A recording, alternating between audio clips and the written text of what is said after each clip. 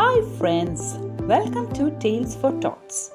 Today we are going to tell you a lovely story about why ostriches do not fly. So let's get started. Otti was a little ostrich chick. He lived in the large and wide savanna grasslands that spread across acres of land. Otti lived with his mama and papa, who were both big, huge, strapping ostriches.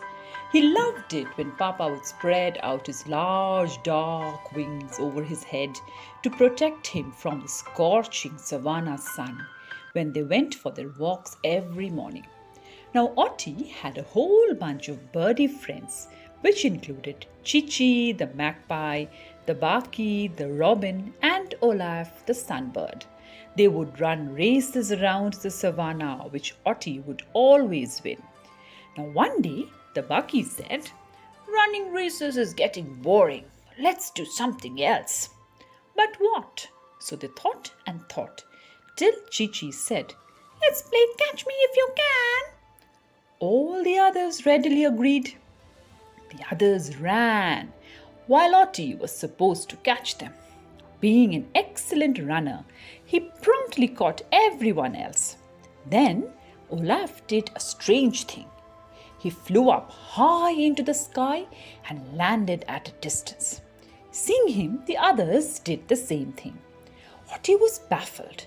How did they do that? He tried, but sadly, he realized his long legs hardly left the ground.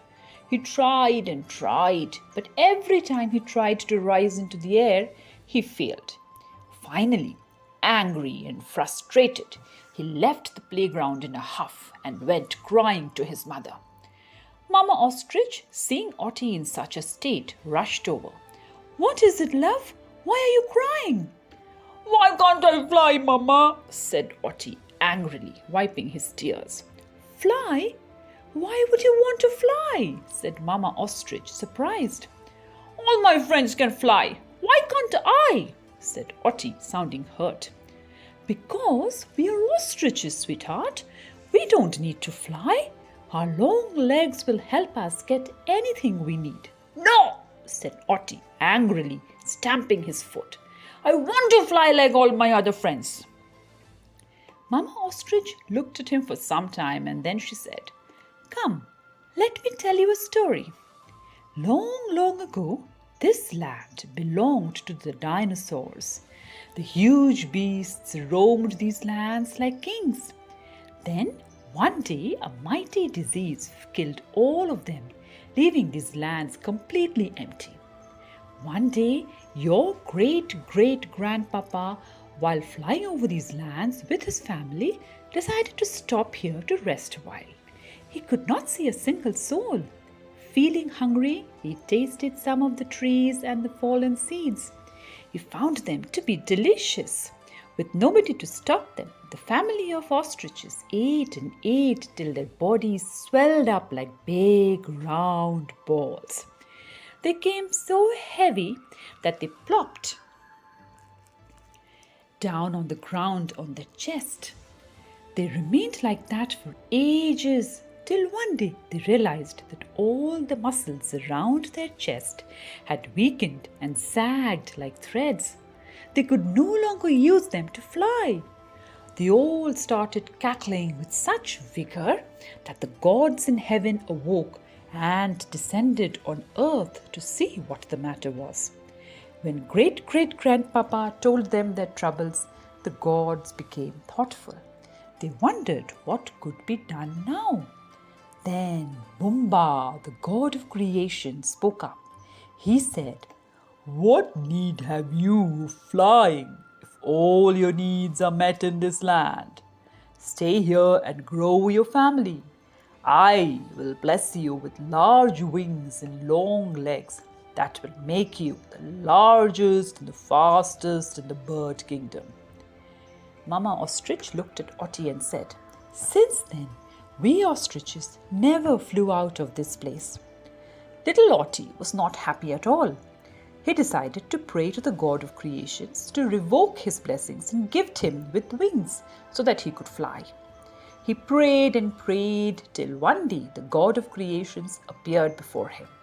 He listened to little Ottie's pleas with a smile. Then he said, "Okay, little one, I will gift you with wings. Fly where you want to.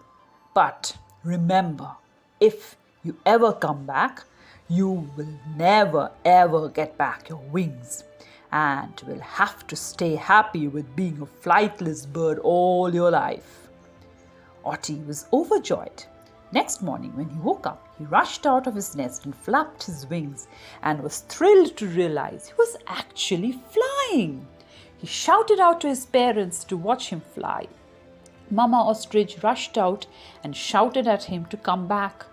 But Ottie was too excited to listen to her warnings. He flew higher and higher till he crossed the savannas and reached a new land. He had never seen this part of the world. It was so green and lush and beautiful. He flew from one tree to the other, clucking happily. Soon it was time for breakfast, and Ottie began to feel very hungry. Since there were so many trees around him, he was sure he would get something to eat. He searched for his favorite seeds and roots, but he could not find them. He flew around the forest searching for the food he was used to eating at home, but there was nothing. By afternoon, Ottie was so hungry he felt weak.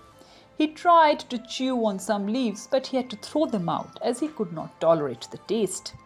By evening, he hardly had the energy to fly. At night, tired and exhausted, he fell asleep on an empty stomach. Next morning, Ottie went in search for food again, but was again disappointed. Moreover, whenever he tried to fly, his long legs would get caught in the branches of the trees, hurting and scratching him. Ottie was miserable. He cried loudly for his mother and badly wanted to go home. Then the God of creation appeared before him and asked him what he wanted. "I want to go home," bawled Ottie. "What about your dream to fly?" asked the God, smiling mischievously. "I never want to fly again. Just take me home, please," cried Ottie. The God nodded and whisked Ottie off back to the savannah. Before leaving, he told him, "Remember this lesson, little one. When your forefathers lost the ability to fly, they used their best resources to adjust to their life around here. If they had cried for the capability they had lost, they would never have been able to utilize their newfound strength. Never clamor for what you don't have. Instead, focus on what you have and work towards making them your strength." Ottie nodded guiltily and returned home wiser. So now you know why ostriches have wings but do not fly. They are happy with their fate and do not cry. The largest bird with wings as wide as 2 meters, their long legs make them run with no competitors. The lands left empty when dinosaurs became extinct were soon occupied by ostriches who made their mark distinct. Their necessities were met and happy they were indeed.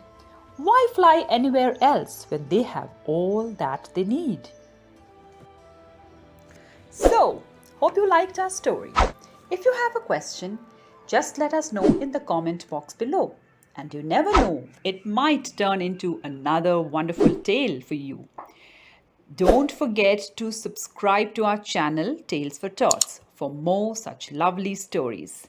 Till then, waiting to hear back from you. Goodbye from all of us at Tales for Tots.